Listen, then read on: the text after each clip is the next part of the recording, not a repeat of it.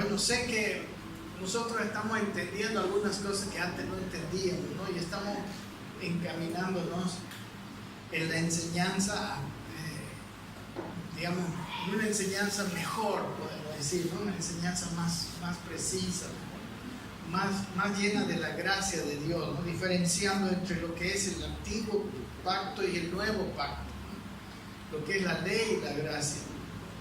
Entonces, pero también yo creo que lo que necesitamos hacer es poner todos nuestro esfuerzo, ¿verdad? Y en esta congregación, bueno, el ministerio, digamos, de su pastor es de enseñanza, ¿verdad? Entonces, yo deseo que nosotros pongamos énfasis en la enseñanza. El otro día estuve asistiendo a un taller de plantación de iglesias y cosas así. Y ellos decían que en un lugar donde se va a plantar una iglesia, el ministerio principal que se tiene que es el ministerio del pastor, ¿no? Hay pastores que son más evangelistas, digamos. La iglesia habla mucho de evangelismo y gana gente. O si es maestro, si es profética, etc. Tiene que ver, ese es el punto más fuerte. Y hay que, dice, aprovechar el punto más fuerte. Se necesita. Y Dios lo puso ahí a uno precisamente por eso, y porque los hermanos que van también aprovechan ese ministerio. Así, por eso yo les puse que traigan su Biblia, ¿no? Que traigan su libreta de apuntes, ¿no? Porque por esas dos razones, especialmente por la primera, a veces hemos tomado muy a la ligera nuestros domingos. Y en nuestros domingos nosotros podíamos ser más edificados de lo que hemos sido hasta aquí. Yo veo esa deficiencia no solamente en nosotros como congregación, sino en todas las congregaciones. Hoy en día, hablarle a una persona y saber que es evangélico, que es cristiano, no hace mucho la diferencia. A veces son mejores las personas que nos rodean que nosotros mismos como cristianos. A veces se ve menos fruto en nuestras vidas, digamos. ¿Amén? Y recuerden, el verdadero propósito, nosotros hemos entendido que el verdadero propósito de Dios con la iglesia, con usted, conmigo, es que Él sea visto a través de nosotros. Amén. Y una vez que nosotros, nuestro carácter se parece, ¿verdad? Porque solo en eso podemos parecernos, ¿verdad? Nosotros no somos omnipotentes, no somos nada de eso, pero en nuestro carácter empezamos a adquirir el carácter de Cristo, no porque nos esforzamos, porque tenemos fuerza de voluntad, sino porque Él puso su simiente en nosotros, ¿verdad? Y esa simiente tiene que irse desarrollando, tiene que irse hasta llenar todo nuestro ser, de tal modo que digamos como Pablo en Gálatas 2:20, ya no vivo yo, vive Cristo en mí. Amén. Ese es el propósito de por qué estamos en la iglesia. Todo lo que sube a ese propósito está bien en la iglesia. Todo lo que no es ese propósito está mal. ¿Saben? En todo lugar necesitamos entender para dónde vamos. Entonces, yo, así como esto, solamente como una introducción a lo que vamos a tratar hoy día, necesitamos explotar el conocimiento de la palabra. Amén. Así que yo les pido que se esfuercen, yo les pido que ustedes lean la Biblia, lean la palabra. Por si acaso, antes por ahí me olvido, nos ha llegado el próximo mes. Estamos con bastante anticipación, ¿no? Aquí está el libro de Números. ¿Amén? Entonces, es una lectura diaria que se hace. Son lecturas así de la misma Biblia, es como fotografía de la Biblia, ¿no? Con unas preguntitas y un copia de un versículo. Es bonito, es bien, le ayuda a uno a tener su devocional todos los días. Yo lo hago, ¿no? Y me bendice a mí mismo, que yo tengo mucho más contacto de lo que debería, pero es una bendición. Entonces, el precio de 6 bolivianos. Si usted no trajo ahora, puede llevarse el libro y después, la próxima semana, cuando usted pueda, lo cancela, ¿no? O si no, se lo lleva, pues, ¿no? Pero se compromete a leerlo. Él es mi único requisito, ¿no? Si usted no ha traído, no tiene, lléveselo, no hay problema, pero lo lee. Amén. Entonces, este año empezó de nuevo con el libro de Génesis en enero, Éxodo, febrero, Levítico estamos viendo en este mes, ¿no? Bueno, Génesis fue en 2 meses, ¿no? Es Éxodo, y ahora en el 4º mes estamos viendo el 3er libro, que es Levítico. Y claro, hay cosas que son difíciles de ver, pero no importa, usted léalo nomás y cópiese el versículo que más le impactó de ese capítulo. No, ahí está cómo hacer todo eso. Amén. Eso es importante. ¿Saben que la palabra de Dios nos trae solidez en la vida? Dios nos empieza a hablar y nuestra mente empieza a ser transformada por la palabra de Dios. Y podemos escuchar a Dios. Lo que necesitamos es saber qué es lo que Dios quiere, escuchar a Dios, ¿no? Andar en una vida de obediencia como la que tuvo Jesús. Amén. Bien. Ahora vamos a entrar al tema, ¿no? ¿Se acuerdan que estamos en Romanos? Vénganse conmigo a Romanos. Aunque nuestro versículo clave todavía de todas estas prédicas están en el Evangelio de Juan 14, ¿verdad? Juan 14:1. Recuerdan que Jesús les dijo a los apóstoles: no se turbe vuestro corazón. Y dijo la palabra: creéis en Dios, creed también en mí. ¿Amén? Aquí vamos a ver cómo funciona esto.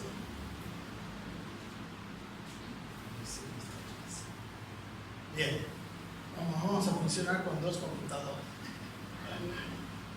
Creéis en Dios, creed también en mí. Eso dice Juan 14:1. Amén. Y ustedes recuerden que esa palabra vino inmediatamente después de las previas palabras de Jesús.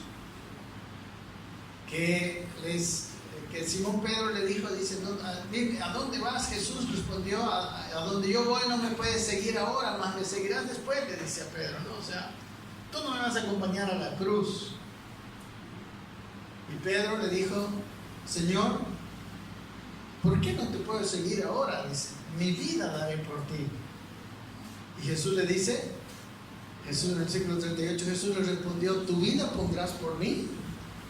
Y le dijo: de cierto te digo, no cantará el gallo sin que me hayas negado 3 veces. Amén. A mí me gusta este pasaje y esta situación porque es muy, muy parecida a nosotros, especialmente a los que queremos seguir al Señor y hacer la voluntad del Señor. Pedro quería hacer la voluntad del Señor, pero Jesús le dice: Pedro, todavía te falta, digamos, no estás preparado, vas a negarme a mí. Y por eso en el versículo siguiente, que es el primer versículo del capítulo 14, dice: no se turbe vuestro corazón. O sea, inmediatamente después de estas palabras, Jesús dice: no se turbe vuestro corazón. Nosotros tenemos la división en capítulos, pero en el original no está así. En el original está seguido nomás. ¿Por qué se turbó el corazón de Pedro? Porque Jesús le dijo eso, ¿no? No es tanto porque se iba a ir, también seguramente muchas cosas, ¿no? Estaban en el corazón, pero si entramos en el contexto de la Biblia, el punto era que él no podía seguir al Señor, que él no podía hacer la voluntad de su maestro. Por eso le dice: no se turbe tu corazón. ¿Y cuál es la razón que le da como consuelo? Le dice: crees en Dios, cree también en mí. Amén. Entonces, ¿qué es lo que lo que sería la solución para que después él pueda seguirle al Señor. La solución es creer. A ver, en Juan 19, en Juan capítulo 5, 4 o 5, Jesús, la gente le preguntaba al Señor, ¿qué vamos a hacer para hacer las obras de Dios? Y él le dijo esto: la obra de Dios es que creáis en el que Él ha enviado, que creáis en Dios y creáis en el que Él ha enviado. No hay que creáis, sigue siendo la palabra creáis. Aún aquí, mis hermanos, a este Pedro, miren lo que le dice antes Jesús, esto está en Lucas, pero es el mismo pasaje. En Lucas dice, le dijo también el Señor Simón: he aquí Satanás os ha pedido para zarandearos como a trigo, pero yo he rogado por ti que tu fe no falte. ¿Cuál era la solución? Que su fe no falte. Entonces todo está en la fe, en el creer. Dice, yo he rogado por ti para que tu fe no falte, y tú, una vez vuelto, confirma a tus hermanos. Amén. Y aquí está lo que hemos leído en el otro, ¿no? El Señor dijo, dispuesto estoy a ir contigo no solo a la cárcel, sino también hasta la muerte, le dice, ¿no? Amén. Su disposición de corazón es sincera. Amén, de Pedro. De nosotros es necesario que haya esa disposición. Esa disposición no la pone Dios. Amén, hermanos. Amén. Esa disposición nosotros tenemos que tener. Yo debo estar dispuesto y deseoso de ir, servir a Dios, vivir para Dios. Entonces, la fe es la que me va a llevar a ser después un hombre o una mujer efectiva. Amén. Entonces, habíamos dicho que estábamos viendo que el problema, creo que uno de los problemas en nuestra primera etapa de ministerio es que habíamos predicado mucha ley y poca gracia. Y la vida, en nuestra vida ahora en Cristo, es pura gracia, es mucha gracia, y el cero ley debiera ser. Entonces vamos al capítulo 4 de Romanos, donde está nuestro estudio del día de hoy, ¿no? Ya está aquí David con eso. Vamos a ir cambiando. 4.1. 1.1. Vamos a ir 1.1. Romanos capítulo 4. Si usted tiene su Biblia aquí, entonces téngala ahí, ¿no? Los versículos de Romanos los va a poner David, y yo le voy a poner los otros. A ver, pero vamos a ir versículo a versículo. El capítulo 4 y parte del 5, y espero que podamos. A ver. Entonces empieza diciendo el apóstol Pablo. Recuerden que los primeros 3 capítulos de Romanos, Pablo describe que no hay justo ni aun uno. Recuerden, está mostrando, está como diciendo, esa es la condición en el mundo, no, nadie creyó a Dios. No hay justo ni aun uno. Por las obras de la ley nadie se pudo salvar, no, aún teniendo la ley. Cuando no había ley, los hombres estaban muy mal, ¿no? Hasta tuvo que destruir Dios el mundo por un diluvio. Después de la ley, el pueblo empezó, digamos, la historia más o menos, la ley ayudó un poco, como que preservó, pero igual su pueblo termina el Antiguo Testamento en fracaso.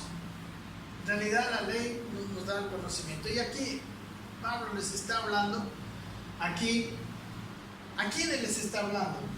Yo les quiero hacer que ustedes sean razonadores también, ¿no? Nuestra fe es también razonable, ¿amén? Aunque es espiritual en esencia, pero es razonable, por eso Dios nos dio razón también. ¿Qué pues diremos que halló Abraham nuestro padre según la carne? ¿A quiénes les está hablando? Sabemos que a los romanos, pero entre los romanos había los judíos romanos y los gentiles romanos. A los judíos romanos. Porque ¿quién era su padre según la carne? Abraham, ¿verdad? Amén. Entonces, está hablándole a los judíos. Versículo 2 dice, porque si Abraham fue justificado por las obras, tiene de qué gloriarse, pero no para con Dios, ¿no? O sea, ¿qué está diciendo aquí? Primero dice que Abraham dice, si Abraham fue justificado, dice, por sus obras, dice, tiene de qué gloriarse. O sea, si Abraham hizo cosas buenas, tiene de qué decir yo hice cosas buenas, pero dice, pero no para con Dios. O sea, las cosas buenas que hizo Abraham no son, o sea, delante de Dios no son buenas, digamos, serán más buenas que el resto de la humanidad, pero para Dios no le satisfacen. Eso es lo que está diciendo. A Dios no le satisfacieron las obras de Abraham. Y usted conoce la historia de Abraham. Abraham, como todos los seres descritos, seres humanos descritos en la Biblia, tuvo también muchos defectos, tuvo también incredulidad, pasó épocas difíciles, casi a su mujer la vende, ¿verdad? Casi yo creo que cualquiera de nosotros que hubiera hecho eso se vería de una forma terrible en nuestros tiempos, ¿o no? Uno dejara que su mujer se vaya con otro hombre por miedo a que lo mate, ¿sí o no? Lo hizo con Faraón y lo hizo con Abimelech en 2 oportunidades. O sea, Abraham era un hombre de fe, pero sus obras, él era un hombre con una naturaleza igual que la nuestra. Entonces aquí dice, él tiene, pero él fue mejor que muchos. En eso estamos de acuerdo, ¿verdad? Tiene de qué gloriarse con respecto a los demás, quizás, pero no delante de Dios. O sea, no satisfacía la justicia de Dios, porque la justicia de Dios es perfecta. Amén. Siguiente versículo. Sigue diciendo, porque ¿qué dice la Escritura? Dice, ¿qué fue lo que dice la Escritura? La Escritura dice, creyó Abraham a Dios y le fue contado por justicia. A ver, si usted lee ahí en Génesis 17, eso es lo que dice la Escritura. O sea, recuerden que estamos viendo. ¿Qué fue lo que le hizo que le fuera contadas las cosas por justicia? Sus obras, recuerden, sus obras podían ser medio buenas, pero no para con Dios. Pero lo que a Dios le agradó de Abraham fue su fe. Recuerden, estamos hablando de fe, y fe es la palabra clave en toda la vida. Amén. Por fe fuimos salvos, ¿sí o no? Y por fe tenemos que seguir, y por fe, eso es lo que voy a demostrar hoy día. Por fe vamos a seguir viviendo, y por fe vamos a ser edificados, y por fe vamos a llegar a la medida de la estatura de la plenitud de Cristo. Amén. Y vamos a mirar cómo. Entonces, aquí está diciendo, ¿qué dice la Escritura? No, Abraham, en el anterior dice, Abraham fue justificado por sus... Si él fuera justificado por sus obras, fue justificado delante de los demás, pero no delante de Dios. Pero lo que le fue contado, ¿por qué fue contado como justo? ¿Por qué su fe? ¿Por qué él, las cosas le fueron contadas como justicia? No por su perfección en las obras, sino por su fe. Amén. Creyó y entonces fue declarado justo. Amén. Ahorita vamos a ver cómo era la fe de Abraham. Amén. Entonces, versículo siguiente dice, porque al que obra no se le cuenta el salario como gracia, sino como deuda. Es necesario. ¿Qué está diciendo aquí?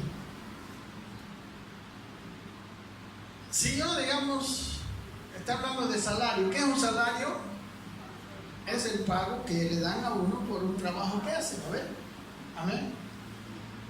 Si yo hago un trabajo, si yo hago obras, igual, el salario lo está poniendo, digamos, en paralelo con obras, ¿no? Si yo hago un trabajo y me pagan por ese trabajo, ¿Me están pagando por mis obras o por mi fe? Por mis obras, ¿verdad? Porque hice un trabajo.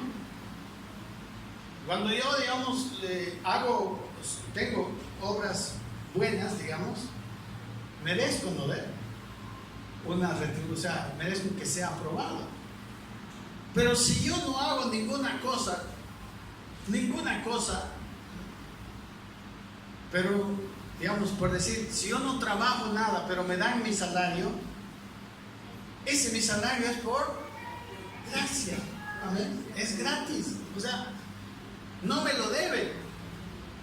Amén. Si yo he trabajado y no me pagan, el salario es como deuda, ¿verdad?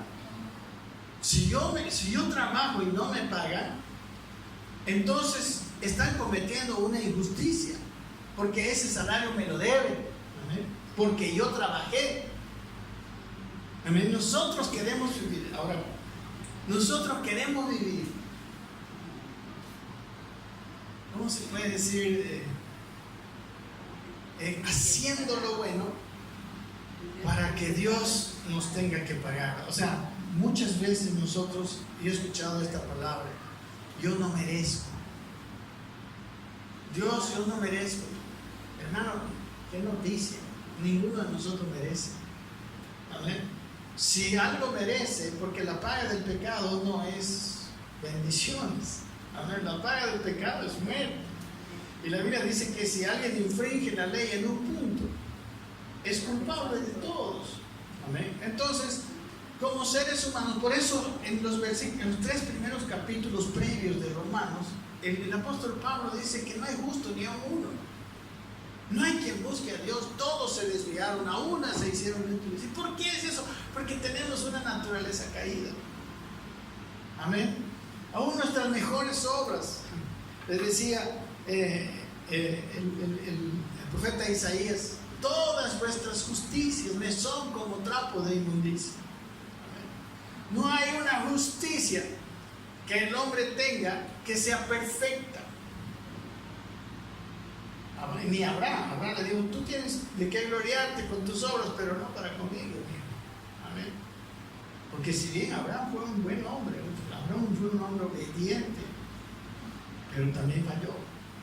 Y la paga del pecado era muerte. Amén. Entonces, al que obra, eso es lo que dice aquí, se le debe, pues, ¿no? Si nosotros podríamos cumplir la ley, nosotros podríamos salvarnos por nosotros mismos. Amén. Claro, porque el que cumple toda la ley sería salvo. Pero ¿quién de nosotros puede decir que ha cumplido toda la ley? ¿Verdad que ninguno? Amén. Nuestra relación con Dios no puede basarse en esta relación de obra. Nuestra relación con Dios es una relación que se basa en nuestra fe. Amén. Dios nos considera justos, hermanos, no porque ya hemos cambiado, ahora ya soy perfecto. No. Dios nos considera justos cuando tenemos fe, cuando le creemos. Así como Abraham. Amén. A él sus obras no le contaron como justicia, su fe le fue contada como justicia. Porque entonces lo que dice que el que obra, digamos, merece ser salvo. ¿No ven? Si nuestras obras fueran así, merecíamos ser salvos. Pero, ¿cómo que dice? ¿Por qué murió Cristo? Porque ninguno podía haber sido salvo si no fuera así. El único que mereció, amén, el ser salvado fue Cristo, porque Él fue el único que vivió una vida perfecta delante de Dios. Amén. Pero Él pagó, con su muerte pagó nuestros pecados. Amén. Entonces, todas nuestras transgresiones, amén, porque Jesús era el Cordero de Dios que quita el pecado del mundo. Amén. Entonces, Él pagó por todos nuestros hierros. Y la salvación, hermano, ninguno de nosotros se la merece, pero todos las podemos tener. Ninguno de nosotros somos declarados justos por nuestras acciones, por nuestras palabras, pero todos somos declarados justos por las acciones y las palabras de Cristo. Amén. Y nuestra fe en eso es lo que nos justifica delante de Dios. ¿Se dan cuenta, mi hermano? Y eso es al comienzo, y eso es después del comienzo. Y continúa así ante toda nuestra vida. Amén. Porque cuando nos salvamos, nuestro espíritu se salva. Amén. Pero todavía nuestra mente está con sus cosas. Todavía tenemos nuestros defectos, ¿sí o no? ¿Todavía hemos pecado después de ser salvos? Seguro, y a veces gravemente. Pero por eso es que Él dice el libro de Hebreos que con un solo sacrificio Él pagó por todos los pecados. Amén. Una sola cosa, por los pecados presentes, los pecados pasados y los futuros, mis hermanos. Amén. Porque Él ya había muerto en la cruz antes de que nosotros pecáramos. ¿Sí o no? Bueno. Amén. Seguimos, versículo 5. ¿Estamos entendiendo? Después yo le animo a que usted vaya y vuelva a leer Romanos 4 así en esa secuencia, entendiéndolo así. Versículo 5, más al que no obra, bueno, al que obra, ¿qué le pasa? Le deben el salario, ¿no ven? Pero al que no obra, si no cree, en vez de obrar, yo no hago nada, pero creo, digamos, ¿no? Al que no obra, si no cree en aquel que justifica al impío, su fe le fue contado por justicia. Amén. Entonces, no solamente a Abraham su fe le fue contada por justicia, sino también a nosotros, los que creemos. Amén. Si usted cree, si yo creo, nuestra fe hace que Dios nos vea como justos. No hay ninguna condenación en nuestras vidas. Amén. Aunque no somos perfectos, aunque nos enojamos, aunque juzgamos. Solo es necesario algunas cosas entender. Después vamos a seguir entendiendo. Pero entonces, el que no obra, no se está buscando la salvación por las buenas obras que hace, sino por creer. Sino el que cree en aquel que justifica al impío. ¿Quién es aquel que justifica al impío? ¿Quién justifica al impío? ¿Quién justificó al impío? Cristo. Amén. Él no justifica a los buenos, Él justifica a los impíos. ¿Por qué? Que los buenos ya se justifiquen con sus obras. Si hubiera alguno bueno. ¿Pero qué le dijo al joven rico? Ninguno hay bueno, le dijo, solo uno. No hay uno bueno, no hay ninguno, porque tendría que ser demasiado perfecto. Solo Cristo nomás pudo cumplir. Amén. Versículo siguiente, versículo 6. Entonces, si no lo merece, pero cree, puede ser justo. Amén. Esa es una gran noticia. Amén. ¿Podría usted alegrarse? Bueno, no sé, si usted cree, ¿no? Porque si no cree, está pegado. Pero si cree, es como si fuera justo. Y no por nada le costó a Dios la cruz. Amén. Pero sí es verdad. Amén. Y cuando no creemos, hermanos, nosotros estamos desperdiciando digamos, el trabajo, el esfuerzo, todas esas cosas que estamos viendo en esta Semana Santa, ¿verdad? Todo lo que Cristo sufrió, lo estamos desperdiciando si no creemos. Dice, ahora, enfoca en David, en un salmo, el Salmo 32, ahorita lo vamos a ver. Dice, como también David habla, dice, de la bienaventuranza del hombre a quien Dios atribuye justicia sin obras. Sigue con el mismo tema, ¿no? Atribuir justicia sin obras es que Dios te declara justo y tú no has hecho nada, tú no has hecho bueno. Amén. Tú eres injusto, pero Él te atribuye justicia. O sea, Él te dice, yo soy injusto, pero como yo creo en Cristo, Dios me dice justo. Amén. Eso es justificación. La palabra justificación en la Biblia quiere decir que Dios le declara justo a alguien. Y eso dice, David dice que el que no tiene obras, el que no es bueno por sí mismo, pero siendo malo, Dios le dice justo. ¿Cómo lo llama aquí a esa persona? Bienaventurado. Amén. O sea, si usted tiene fe en Cristo y si usted ha recibido el Evangelio, es bienaventurado. Simplemente porque le creen. Amén. Está bien, hermano, no estoy saliéndome de eso. Amén. El versículo 7 dice, da la cita, ¿no? del pasaje del Antiguo Testamento dice, bienaventurados aquellos cuyas iniquidades son perdonadas y cuyos pecados son cubiertos.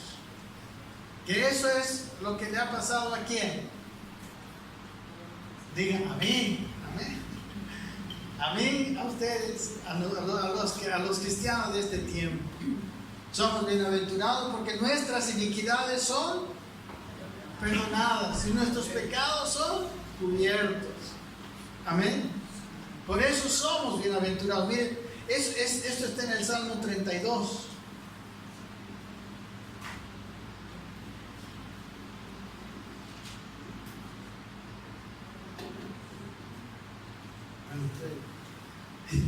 Estoy así, me voy a ir acostumbrando ya un poquito. Aquí está, ¿no? Salmo 32:1 dice, bienaventurado aquel cuya transgresión ha sido perdonada y cubierto su pecado. ¿No? Es la misma cita que el apóstol Pablo les hace a los romanos, ¿no? En el versículo 6. ¿Usted tiene el versículo 6 ahí? ¿Lo ve? Dice, bienaventurado aquel cuya transgresión ha sido perdonada. Ahí dice, sus iniquidades son perdonadas, ¿no?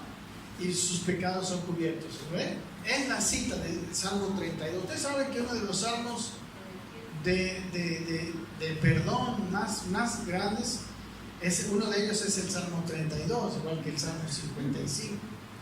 A ver, miren, dice el versículo 2, dice, bienaventurado el hombre a quien Jehová no culpa de iniquidad y en cuyo espíritu no hay engaño.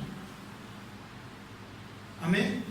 Miren esta figura de nosotros. Estamos estudiando detalladamente. Amén.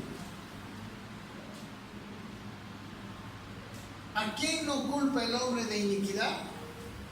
¿A qué hombre Dios no le culpa de iniquidad? O mujer, ¿no? Ser humano. Al que cree, pues no ve. Porque el que cree, sus iniquidades han sido perdonadas y cubiertos sus pecados. Entonces dice el versículo 2, bienaventurado aquel hombre a quien no culpa de iniquidad, es los que creemos. Y dice, y en cuyo espíritu no hay engaño. ¿Cuál es el requisito? Que yo debo ser sincero. Claro, y mi espíritu tiene que ser sincero. Amén. No hay engaño. ¿Recuerdan que dice en 1 de Juan 1:9? Dice que si confesamos nuestros pecados, Él es fiel y justo para perdonar nuestros pecados y limpiarnos de todo maldad. Entonces necesitamos tener un corazón sin engaño que confiesa sus pecados. ¿Qué es confesar en este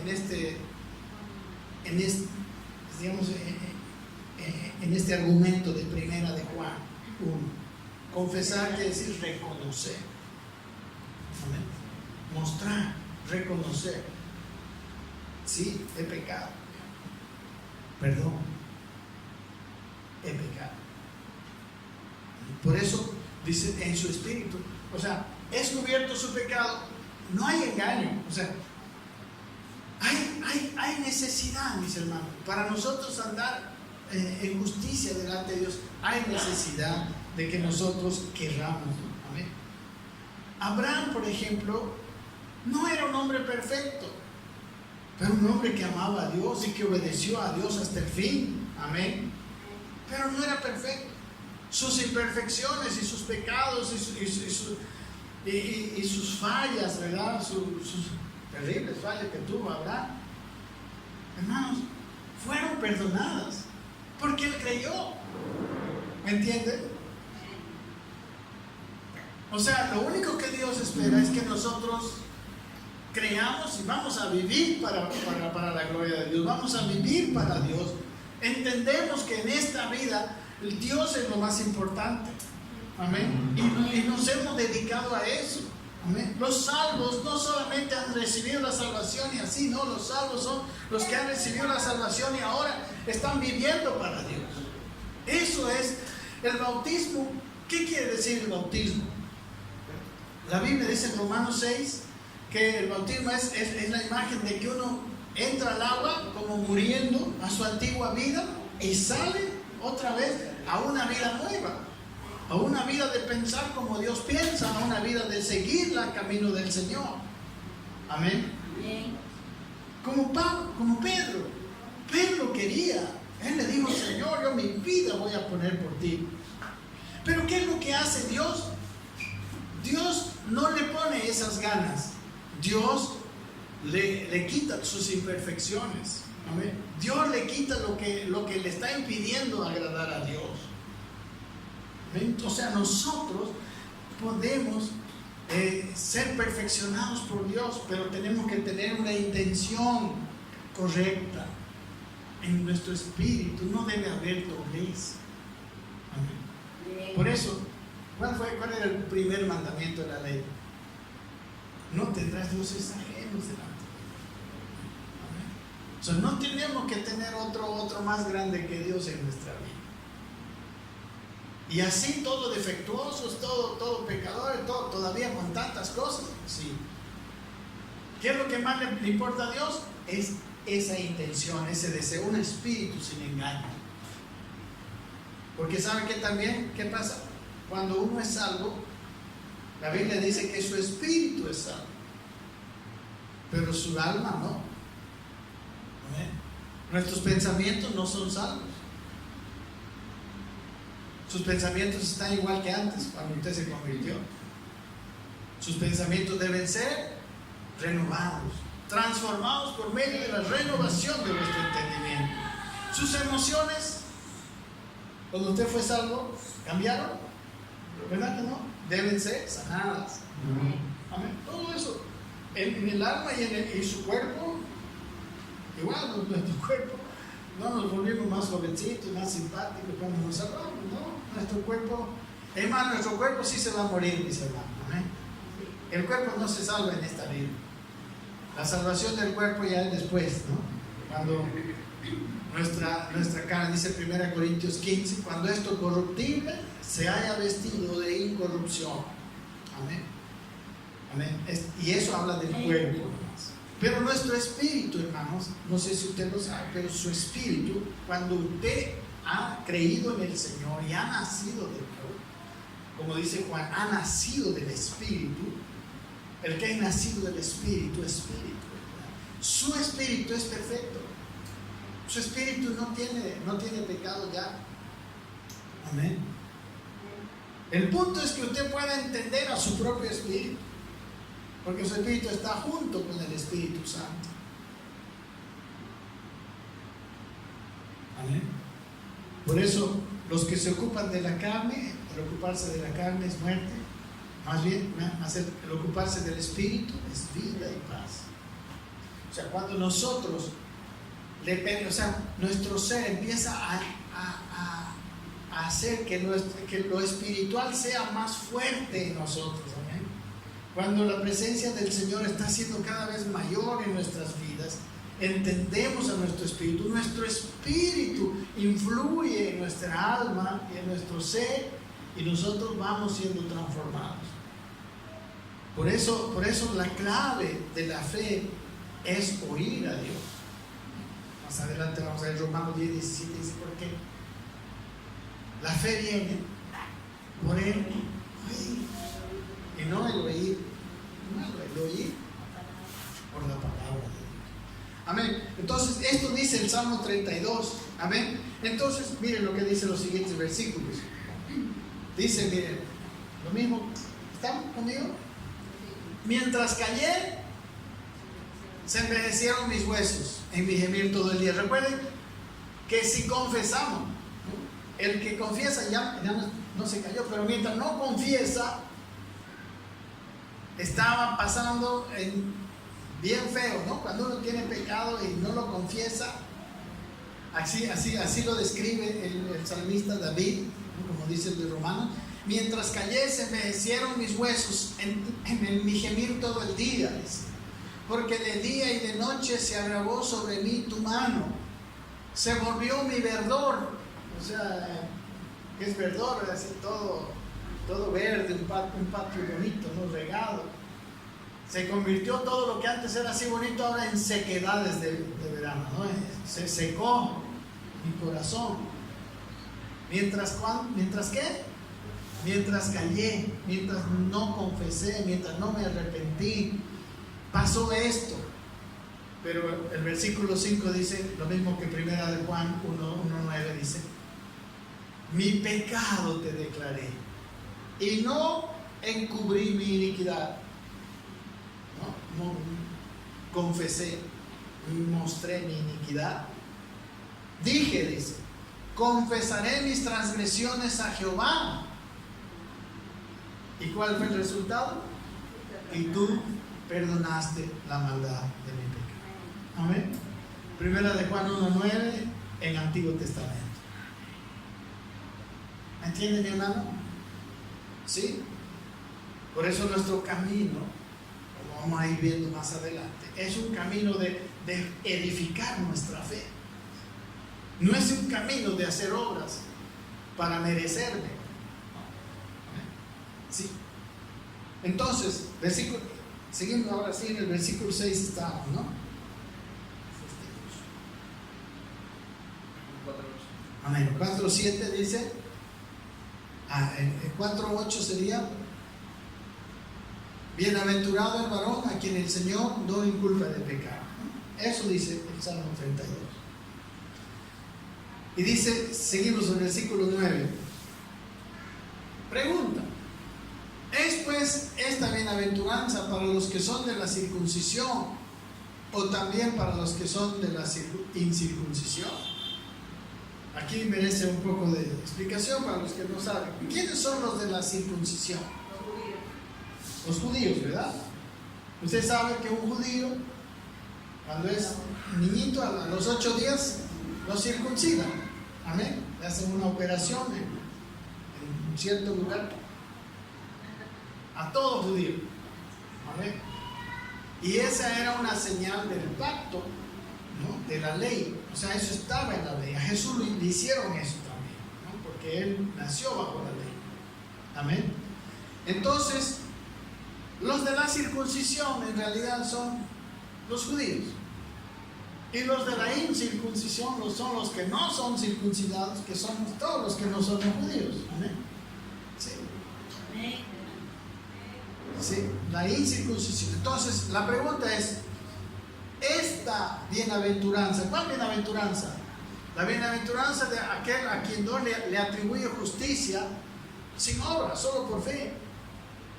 ¿Para quién es? Para los judíos nomás. ¿Por qué pregunta eso Pablo? Porque había un problema en la primera iglesia. Ustedes conocen, si ustedes leen el Nuevo Testamento, la primera iglesia fue totalmente judía. Los 12 apóstoles todos eran judíos. Y llegaron a creer que Cristo había venido solo para los judíos. Y eso fue durante varios años todavía.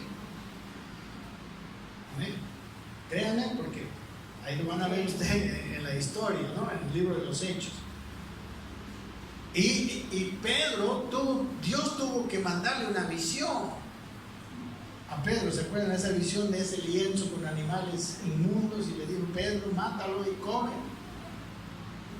¿Y todo eso para qué? Para que Pedro vaya a predicarle el evangelio a uno que no era judío, a un centurión romano llamado Cornelio.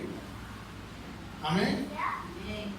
Que es el primer gentil, el primero que es de la incircuncisión. Amén. Que fue cristiano, él y después toda su familia. Amén. Pero hasta ese momento, que está en Hechos 8 o 10 por ahí, hasta Hechos 8 o 10, todos los creyentes eran judíos, por lo menos lo que relata la Biblia, ¿no? Quizá por ahí algunos ya están. Amén. Entonces, en Roma también había un problema. Siempre hubo en los primeros tiempos de la iglesia una cosa entre los judíos cristianos y los cristianos gentiles o incircuncisos. Amén. Siempre había ciertas cosas. Y uno de los problemas, por ejemplo, esto también quiero que nosotros entendamos, porque es parte de nuestro problema como iglesia, del ministerio que yo he ido teniendo, que hemos querido mezclar la ley y la gracia. Amén. O sea, sí somos salvos de pura gracia, por creer nomás, pero también quiero aumentarle un poquito de mis obras. Amén. No, mi hermano, tú eres salvo por gracia, no le puedes aumentar nada. Ahora que hagas buenas obras, claro, está bien, perfecto, pero no para salvarte y no para ser visto como justo delante de Dios. Tú eres visto como justo delante de Dios no por tus buenas obras que te esfuerzas por hacer, sino por las buenas obras que hizo Cristo. Él hizo todo, fue suficiente. Él llegó a la cruz y dijo: consumado es. Yo ya pagué por todos los pecados, y no importa lo que hagan. Ahorita vamos a ver, porque después entendemos que la verdadera fe tiene obras, dice. Amén. No es que yo por mis obras tengo fe, no, pero sí por mi fe tengo obras. Amén. Hay una diferencia.